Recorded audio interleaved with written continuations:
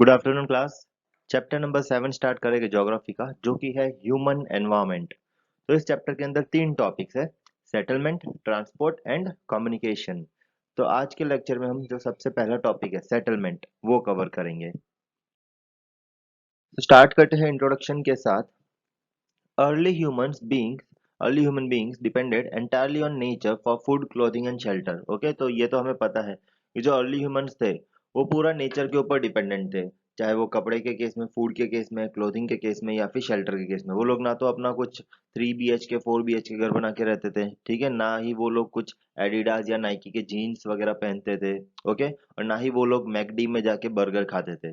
वो लोग इन सारी चीजों के लिए किस पे डिपेंड थे? नेचर पे। जंगल में जाते थे, ठीक है, वहीं से सारी चीजें अरेंज हो जाती थी, फूड भी वहीं से आ जाता था, खाने पीने का सामान, फिर क्लोथिंग वगैरह पेड़ के पत्ते बांध के घूमते थे। और शेल्टर की बात करें तो जंगलों के अंदर ही रहते थे, केव्स के अंदर रहते थे। Clear? With the time they learned new skills to grow food. अब जैसे जैसे टाइम बीता तो इनिशियली क्या थे, सब लोग हंटर गैदरर्स थे, मतलब सब लोग इनिशियली हंटिंग करते थे या फिर गैदरिंग करते थे फूड्स का। फिर धीरे धीरे उन्होंने क्या सीखा कि किस तरीके से वो लोग खुद फूड को ग्रो कर सकते हैं, किस तरीके से वो लोग खुद क्रॉप्स को ग्रो कर सकते हैं। एग्रीकल्चर सीखा इन शॉर्ट उन लोगों ने। देन ऑल्सो उसके बाद उन्होंने ये भी सीखा कि वो अब अपना खुद का घर कैसे बनाए, ठीक है, केव्स के अंदर रहने से अच्छा वो लोग खुद अपनी झोपड़ी वगैरह बांधे उसमें रहे। They learned how to build homes and develop better means of transport and communication. और धीरे धीरे उन्होंने सारी चीजों में एडवांसमेंट लाया, ठीक है। Better means of transport, initially transport मतलब पहले तो पैदल चल के जाते थे, फिर एनिमल्स के ऊपर, हॉर्स के ऊपर जाते थे। और फिर धीरे धीरे जब व्हील इन्वेंट हुआ तो फिर उन्होंने लाइक व्हीकल्स वगैरह इन्वेंट करना शुरू किया। क्लियर? एंड कम्युनिकेशन की मोड्स की भी बात करें तो इनिशियली चिट्ठी वगैरह लिख के भेजा जाता था। और आजकल तो क्या है, सिंपली एक मैसेज भेज दो तो तुम्हारा जो भी मैसेज है वो चला जाएगा सामने वाले बंदे के पास। और इनिश पहले क्या होता था, चिट्ठी लिख के भेजा करते थे। सो इन सारी ही चीजों में, ओके, एक तो किस तरीके से वो लोग अपना फूड वगैरह ग्रो करते हैं, किस तरीके से उन्होंने अपना शेल्टर वगैरह जो है, सेटलमेंट्स जो रहता है जहाँ लोग रहते हैं उसमें चेंजेस लाया, ट्रांसपोर्टेशन में चेंजेस लाया और कम्युनिकेशन में चेंजेस लाया। तो वही सारी चीजें हम इस चैप्टर में कवर करेंगे। तो हम बोल सकते हैं कि hence the early humans, okay, till now have modified the environment. तो ह्यूमंस जो रहते हैं वो एनवायरमेंट को मॉडिफाई करते हैं, हम जहाँ रहते हैं हम उस जगह के एनवायरमेंट को मॉडिफाई करते हैं। तो सबसे पहला टॉपिक जो है सेटलमेंट है। तो सेटलमेंट यानी क्या? सेटलमेंट एक्चुअली ऐसा भी यूज होता है कि भाई पेमेंट का सेटलमेंट करवा दो। क्लियर? पेमेंट का सेटलमेंट नहीं है यहाँ पे। यहाँ पे सेटलमेंट यानी कि जहाँ पे लोग रहते हैं, ठीक है, where people live by building their homes. So settlements are places where people build their homes. लोग अपने घर बनाते हैं उस जगह पे और वहां रहते हैं। जैसे कि यहाँ पे देखो, एक रिवर है और उसके किनारे में एक सेटलमेंट दिख रहा है। सेटलमेंट क्यों बोल सकते हैं? क्योंकि यहाँ पे लोगों ने अपने घर बनाए हैं और वो यहाँ पे रह रहे हैं। Clear? So early human beings lived on trees and in caves. तो इनिशियली पहले ह्यूमन बींग्स कहाँ रहते थे? ट्रीज के ऊपर और केव्स के अंदर। When they started to grow crops it became necessary to have a permanent home. और धीरे धीरे जब इन्होंने क्रॉप्स ग्रो करना शुरू किया तो ये नेसेसरी हो गया कि उनको अब एक परमानेंट होम चाहिए। क्लियर? क्योंकि जहाँ क्रॉप्स ग्रो करने जाएंगे, ठीक है, और मान लेते हैं वहां से केव अगर बहुत ही दूर है, तो ऐसा थोड़ी कि दिन रोज वो केव से वहां पर जाएंगे और वहां से फिर से अगेन केव के अंदर आएंगे। इससे अच्छा जहाँ वो लोग क्रॉप्स प्रोड्यूस कर रहे हैं उसी के बाजू में अपनी एक छोटी सी झोपड़ी बांध दे और उसके अंदर रहे, छोटा सा एक हट बना ले और वहां पे जाके वो रहे। क्लियर? तो धीरे धीरे उन्होंने क्या किया, क्रॉप्स ग्रो करना शुरू किया और इसी के साथ साथ उनके परमानेंट होम्स बनाना भी शुरू किया। The settlement grew near the river valleys as water was available and land was fertile. तो फर्टाइल लैंड कहाँ मिलेगी एग्रीकल्चर करने के लिए? नदी के पास। तो सेटलमेंट भी कहाँ होंगे? अर्ली सेटलमेंट्स कहाँ थे? नदी के पास में ही थे। क्लियर? सो जो सेटलमेंट्स जो थे हमारे अर्ली सेटलमेंट्स वो सारे के सारे अगर हम देखेंगे तो मेजर रिवर्स के आसपास ही रहे थे। With the development of trade, commerce and manufacturing, human settlements became larger.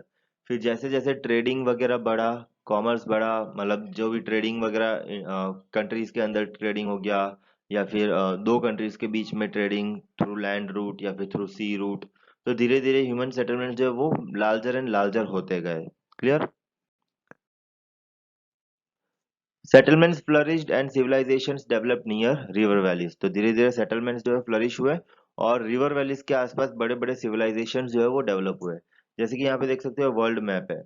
तो इनिशियल जो बड़े बड़े सिविलाइजेशंस थे, ओके, वो नाइल वैली के पास, जैसे इजिप्ट में एक नाइल वैली है उसके पास में, फिर टाइग्रिस वैली के पास में, फिर इंडस वैली के पास में। हड़प्पन सिविलाइजेशन जो था वो इंडस वैली के आसपास था। फिर चाइना में हुआंग हो वैली है जो है उसके आसपास सिविलाइजेशन रहा था। क्लियर। तो हर एक जगह पे जो भी बड़े बड़े सिविलाइजेशंस बने थे वो मेन रिवर वैलीज के पास में ही बने थे। So settlements flourished and civilizations developed near river valleys. Recall the names of civilizations that grew along the banks of river Indus, Tigris, Nile and Huang He. Huang He, Huang Ho, Chinese, Chinese आ गया Chinese, China को तो ban करना है ना अभी। हाँ, Indus valley civilisation में देखो अपने को नाम पता चल गया है, हड़प्पन सिविलाइजेशन है। क्लियर। और बाकी रिवर्स के आसपास क्या था वो तुम लोग पता करो, टिग्रिस, नाइल और हुआंग ही। Then settlements can be permanent और टेम्पररी। तो ये जो सेटलमेंट्स हम पढ़ रहे हैं, ठीक है, where people build their homes and they live in, तो ये या तो टेम्पररी हो सकते हैं या परमानेंट। क्लियर। परमानेंट यानी हाँ चलो वहीं पे 5 6 साल 10 साल गुजारने हैं, और टेम्पररी यानी जैसे हम लोग टेम्पररी जैसे कैंपिंग में जाते हैं, है ना, कभी कभी स्कूल से मान लो कैंप पे लेके गए, तो कैंप में जाते हैं तो हम वहाँ पे क्या करते हैं, छोटा सा टेंट बांध के रहते हैं 2 4 दिन, फिर वहां से वो टेंट जो है वापस हटा देते हैं। तो इसको हम क्या बोलेंगे, टेम्पररी। भाई 2 4 दिन के लिए या फिर महीने या 2 महीने के लिए। क्लियर। तो उसको बोलेंगे temporary settlement. So settlements which are occupied for a short period of time are called temporary settlement. समझ में आ गया। कम वक्त के लिए जो सेटलमेंट्स बनाए जाते हैं, ओके, उसे हम क्या कहेंगे, टेम्पररी सेटलमेंट्स कहेंगे। The people living in deep forest, hot and cold desert and mountains often dwell in such temporary settlements. तो जो लोग डीप फॉरेस्ट में रहते हैं या फिर हॉट एंड कोल्ड डेजर्ट्स में या फिर माउंटेन्स में, क्लियर, तो वो लोग वहाँ पे एज अ टेम्पररी सेटलमेंट रहते हैं। क्यों? क्योंकि वहाँ से वो लोग हंटिंग गैदरिंग करते हैं, सारी चीजें वहाँ से कलेक्ट करते हैं, फिर अगेन सिटी एरिया के अंदर आ जाते हैं। तो आज के टाइम पे भी रहते हैं टेम्पररी सेटलमेंट्स, ओके, फॉरेस्ट में जाते हैं, वहां से नेचुरल रिसोर्सेज कलेक्ट किए जाते हैं और फिर वो वापस सिटी एरिया में ला दिए जाते हैं। तो इन सभी टाइप के सेटलमेंट्स को बोलेंगे टेम्पररी सेटलमेंट्स। ओके, तो कहाँ कहाँ होते हैं टेम्पररी सेटलमेंट्स, या तो फॉरेस्ट में, या फिर डेजर्ट में, या फिर माउंटेन रीजन्स के ऊपर।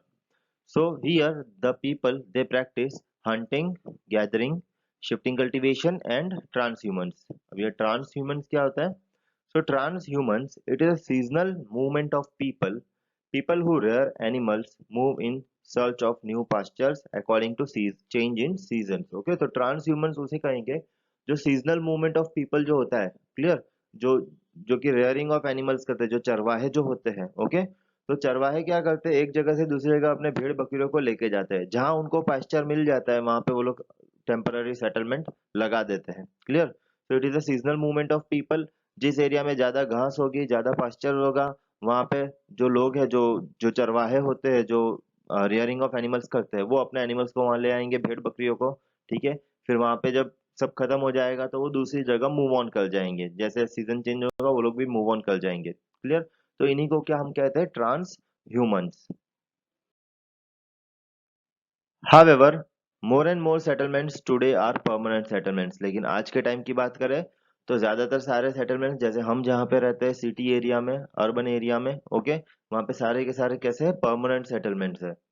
इन this settlements people build homes to live in. तो परमानेंट सेटलमेंट में क्या होता है, सेटलमेंट में लोग अपना घर बनाते हैं और वहीं पे रहते हैं, और घर भी इस तरीके से बनाते हैं कि चलो वो 20 25 या 50 साल तक उस घर को कुछ नहीं होगा, एकदम पक्का मकान बनाते हैं सीमेंट कंक्रीट वगैरह का। Clear.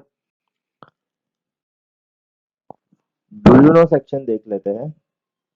The place where a building or a settlement develops is called its site। Okay, ऐसी जगह जहाँ पे बिल्डिंग या सेटलमेंट डेवलप हो रहा है उस जगह को क्या बोलेंगे, हम साइट कहते हैं। जैसे कि हम बोलते हैं ना कंस्ट्रक्शन साइट, जहाँ पे बिल्डिंग वगैरह बन रही होती है तो हम उसको क्या बोलते हैं, कंस्ट्रक्शन साइट कहते हैं। ओके, जहाँ पे बिल्डिंग या फिर सेटलमेंट डेवलप हो रहा है। तो ये जो साइट होती है हम कैसे सिलेक्ट करते हैं, क्लियर, ऐसे नहीं कि कोई भी जगह जाके हम बिल्डिंग बनाना शुरू कर दें। तो उस जगह के आसपास क्या क्या चीजें अवेलेबल है, कितनी फैसिलिटीज अवेलेबल है, वो सारी देखी जाती है। So the natural condition for selection of an ideal site are favourable climate. उस जगह का क्लाइमेट कैसा है, ऐसा नहीं कि मैं डेजर्ट एरिया में जाके वहां पे है ना 12 माले की हाई राइज बिल्डिंग बना दूं, मेरा एक भी फ्लैट नहीं बिकेगा। क्यों? डेजर्ट एरिया में आके कौन रहेगा इतनी गर्मी में, है ना? 45-50 डिग्री सेल्सियस टेम्परेचर जाता है, तो वहां पे आके कौन रहेगा? क्लियर। तो जगह जो हम सिलेक्ट करेंगे वहां पे क्लाइमेट कैसा होना चाहिए? फेवरेबल क्लाइमेट होना चाहिए। सेकंड, अवेलेबिलिटी ऑफ वाटर, जी हाँ, पानी जो है वो अवेलेबल होना चाहिए। ऐसा नहीं कि बिल्डिंग से रोज 10 किलोमीटर दूर से टैंकर रोज भर भर के पानी लाता हो, तो ऐसा नहीं चलेगा। पानी की अवेलेबिलिटी होनी चाहिए। Third, suitable land, land suitable होना चाहिए। क्लियर। ऐसा नहीं कि मैं माउंटेन के स्लोप के ऊपर वहां बिल्डिंग बनाने की कोशिश कर रहा हूँ, बिल्डिंग शायद टिकेगी नहीं, गिर जाएंगी, ठीक है? तो लैंड भी सूटेबल होना चाहिए। क्लियर। जहाँ पे भी बिल्डिंग अगर जब बनाई जाएगी तो वो लैंड पे 50-100 साल तक टिकी रहे, उसको कुछ भी इफेक्ट ना हो। Next, fertile soil. अब फर्टाइल सॉइल मैं बोल सकता हूँ, जैसे कि अगर मान लेते हैं रूरल सेटलमेंट की बात करें। क्लियर। रूरल एरियाज में कोई फार्मर है, कोई अपना घर बना रहा है या किसी को जमीन खरीदनी है, तो वो कहाँ पे अपनी जमीन खरीदेगा? जहाँ की सॉइल जो है फर्टाइल हो। तो जैसे कि अगर आप बात करें इंडिया की, तो जैसे हम यूपी बिहार वगैरह जो स्टेट्स है वो सबसे ज्यादा पॉपुलेटेड है। क्यों? क्योंकि वहां पे हमारी गंगा रिवर फ्लो करती है। गंगा इंडिया की लार्जेस्ट रिवर है। ओके। तो रिवर फ्लो करती है, तो इसलिए वहां पे जो सॉइल है वो भी फर्टाइल है, और इसलिए वहां पे लोग जो है एग्रीकल्चर एक्टिविटी कर सकते हैं। क्लियर। अब बारी आती है टाइप्स ऑफ सेटलमेंट की। तो दो टाइप के सेटलमेंट हो जाएंगे, एक रूरल एरियाज के और एक अर्बन एरियाज के। रूरल यानी विलेज वाले पार्ट में, अर्बन यानी सिटी वाले पार्ट में। So the villages are rural settlements where people are engage in activities like. Rural areas में लोग क्या करते हैं लोग ऐसा थोड़ी करते हैं या फिर ट्रैवल एंड इंडस्ट्री का बिजनेस डाल दिया है, हॉलीडे पैकेज के बिजनेस डाल दिए, वैसे नहीं करते। वो लोग वहां पे क्या करते हैं? एग्रीकल्चर का बिजनेस करते हैं। क्लियर। एग्रीकल्चर करते हैं मतलब खेती बाड़ी करते हैं, फिशिंग करते हैं, फॉरेस्ट्री करते हैं, क्राफ्ट वर्क हो गया, ट्रेडिंग हो गया। तो ये सारी एक्टिविटीज में एंगेज रहते हैं रूरल सेटलमेंट्स के लोग, विलेजेस के लोग। सो rural settlements can B compact और स्कैटर्ड। रूरल एरियाज के जो सेटलमेंट होते हैं वो भी या तो कॉम्पैक्ट या स्कैटर्ड। देखो नाम से ही पता चल जाता है, कॉम्पैक्ट यानी सारे बिल्डिंग्स पास पास में रहेंगे, और स्कैटर्ड यानी दूर दूर रहेंगे। Clear. So a compact settlement is a closely built areas of dwellings wherever flat land is available. Dwellings यानी buildings हो गया। Clear? Dwellings यानी buildings। तो जहाँ पे भी फ्लैट लैंड अवेलेबल है, वहां पे क्या होगा? कॉम्पैक्ट सेटलमेंट बिल्ट होगा। क्लियर। सारे बिल्डिंग्स एक दूसरे से नजदीक बनाई जाएगी। फिर नेक्स्ट जो स्कैटर्ड सेटलमेंट है, in a scattered settlement dwellings are spaced over an extensive area.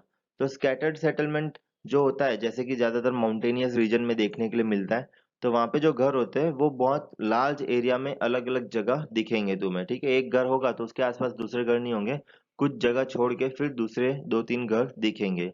So this type of settlement is mostly found in hilly tracts, thick forest and region of extreme climate। तो ये type का settlement कहाँ दिखेगा हमें? Scattered settlement ये hilly areas में, या फिर जहाँ थिक फॉरेस्ट कवर है, या फिर जहाँ पे एक्सट्रीम क्लाइमेट कंडीशंस रहते हैं वहां पे। क्लियर।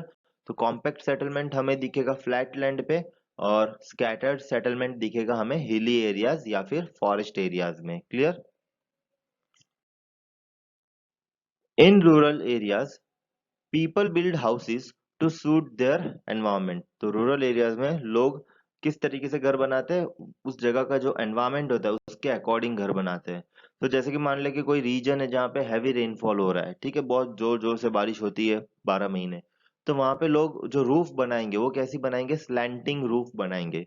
इससे क्या होगा? बारिश जब गिरेगी तो बिकॉज रूफ जो है वो स्लैंट है, तो पानी जो है अपने आप नीचे बह जाएगा, रूफ के ऊपर कलेक्ट नहीं होगा। अगर फ्लैट रूफ होगा तो क्या होगा? वहां पे पानी हमेशा कलेक्ट हो जाएगा। क्लियर। तो जहाँ पे हैवी रेनफॉल होता है वहां पे लोग किस तरीके के घर बनाते हैं? Having the the homes having slanting roof. फिर बात करते हैं places where water accumulates in the rainy season, the houses are constructed on a raised platform और स्टिल्ट्स। तो जैसे कि यहाँ नीचे इमेज है, ओके, और यहाँ पे देख सकते हो कि जहाँ पे जिस एरिया में पानी भर जाता है जब बारिश होती है, तो मान लेते हैं निचले निचले एरिया में पानी भर जाता है, तो पानी जहाँ भर जाता है तो वहां पे लोग का घर कहाँ बनाते हैं? On a raised platform. सीधे नीचे से घर बनाना स्टार्ट नहीं करते। देखो नीचे यहाँ बैम्बू स्टिक्स दिख रही है, बैम्बू स्टिक्स के ऊपर एक प्लेटफॉर्म बना है, उसके ऊपर घर बनाते हैं। तो इस टाइप का अगर वेलकम मूवी देखिए ना, फर्स्ट पार्ट वेलकम मूवी, उसमें लास्ट में देखना जो घर गिराते हैं वो लोग, तो वो घर भी इसी तरीके से रेज्ड प्लेटफॉर्म के ऊपर बनाया जाता है। Clear? Then thick mud walled houses with thatched roofs are very common in areas of hot climate. So hot climate जहाँ रहता है वहां पे कैसे घर होते हैं? Thick mud walled houses. तो जो वॉल होती है वो काफी थिक होती है, ठीक है, मड से बनाई जाती है और काफी थिक वॉल बनाई जाती है। थिक इसीलिए ताकि बाहर से सोलार रेज जो है वो डायरेक्टली घर के अंदर ना आए। क्लियर? थिक वॉल रहेगी तो क्या होगा, घर अंदर से थोड़ा ठंडा रहेगा। And with thatched roofs are very common in hot climate. Thatched roof यानी जैसे ये रूफ देखो, इसके ऊपर भी घास फूस फुल डाल दी जाती है, मतलब जो रूफ होती है उसको भी काफी ज्यादा थिक बनाया जाता है। Local material like stones, mud, clay, straw are used to construct houses. तो घर बनाने के लिए लोकल मटेरियल, गांव में तो ऐसा नहीं कि अंबुजा सीमेंट लाके घर बनाएंगे, ठीक है, जो भी लोकली मटेरियल अवेलेबल रहता है, ठीक है, मिट्टी पत्थर जो भी, क्ले, स्ट्रॉज। स्ट्रॉज यानी कौन सी, वो कोको कोला पीने वाली स्ट्रॉ नहीं। स्ट्रॉ यहाँ पे जैसे कि जो तिनके होते हैं ना, तिनके, जिस जैसे देखो यहाँ पे छत के ऊपर जो डाले गए घास फूस के जो तिनके रहते हैं, उन तिनकों को बोलते हैं स्ट्रॉ। क्लियर? सो लोकली अवेलेबल जो भी मटेरियल्स होते हैं वो सारे यूज होते हैं घर बनाने के लिए। कौन से एरियाज में? रूरल एरियाज में। क्लियर? और जबकि शहर में जब घर बनाएंगे तो हम सारी चीजें लाएंगे, टाटा स्टील का पूरा स्टील लेके आएंगे, फिर अंबुजा सीमेंट लाएंगे, क्लियर, ब्रिक्स लेके आएंगे। तो हम सिटी एरिया में बहुत सारे चीजें यूज करते हैं घर बनाने के लिए। लेकिन गांव में क्या होता है, जो भी लोकल मटेरियल अवेलेबल रहते हैं उसी से वो लोग घर बना देते हैं। जैसे कि यहाँ पे ये इमेज में जो हाउस दिख रहा है, तो इसमें कहीं पे भी सीमेंट का यूज नहीं हुआ है। देखो, वुड के जो लकड़ियां है, ठीक है, उसको एज अ पिलर, उसको घर का एक स्ट्रक्चर बनाने के लिए यूज किया गया है। फिर जो वॉल्स है वो तो मड और इसकी इसकी बना दी है। फिर रूफ की बात करें तो देखो यहाँ पे स्ट्रॉस जो है वो डाल दिए रूफ के ऊपर। क्लियर? तो सारी लोकल जो भी मटेरियल चीपली अवेलेबल, मतलब इसके कोई पैसे ही नहीं लगते, ये सारी चीजें तो उनको गांव में फ्री में अवेलेबल हो जाती है, उसी से वो लोग अपना घर बना देते हैं। The towns are small and the cities are larger urban settlements। ठीक है, टाउन्स जो होते हैं वो स्मॉल और जो सिटीज है वो लार्जर अर्बन सेटलमेंट्स रहते हैं। सिटीज के अंदर देखोगे तो बहुत सारी तुम्हें बिल्डिंग्स और बहुत ही लार्ज एरिया दिखेगा अर्बन सेटलमेंट्स का। So in urban areas people are engage in manufacturing, trading and services. Urban areas में लोग कौन कौन सी एक्टिविटीज में एंगेज रहते हैं? या तो मैन्युफैक्चरिंग करते हैं, कुछ बनाते हैं, या फिर ट्रेडिंग करते हैं, या फिर कोई सर्विस बिजनेस करते हैं। So name some of the village towns and cities of your state. तो हमारे स्टेट के कुछ विलेजेस, टाउन्स और सिटीज के नाम तुम बता सकते हो। क्लियर? ये सिटीज के नाम तो बहुत सारे आ जाएंगे तुम्हें, सूरत, अहमदाबाद, वडोदरा, ये सारे सिटीज हैं। क्लियर? फिर टाउन्स के नाम बताओ और विलेजेस के नाम बताओ। ठीक है, टाउन्स में जैसे सिटीज से थोड़ा कम, जैसे नवसारी वगैरह हो गया तो उसको अभी भी सिटी नहीं कहा जाता है, ठीक है, जो छोटे छोटे एरियाज है। क्लियर? फिर जैसे कि हम बात करें यहाँ पे मगोब वगैरह आ गया, वो एरियाज, तो वो भी छोटे छोटे टाउन्स हैं। और फिर विलेजेस की बात कर सकते हैं, विलेजेस एरिया भी है गुजरात के अंदर, जैसे तुम्हारा खुद का विलेज होगा तो वो नाम तुम बता सकते हो। क्लियर? तो यहाँ तक हमारा सेटलमेंट टॉपिक जो है सेटलमेंट हो गया है। ठीक है, सेटलमेंट टॉपिक का सेटलमेंट कर दिया है हमने, मतलब कंप्लीट कर दिया है। अब एक इमेज में तुम्हें बताऊंगा, उस चीज को कहते क्या है वो तुम पता करो। तो ये इमेज मैंने बताई है। तो इस टाइप का जो सेटलमेंट, इस टाइप की जो ड्वेलिंग है, ठीक है, ये ज्यादातर हमें जहाँ पे बर्फ रहती है वहां देखने के लिए मिलेगी। तो इसको क्या कहते हैं वो तुम मुझे बताओ जब हमारा डाउट सेशन होगा तब।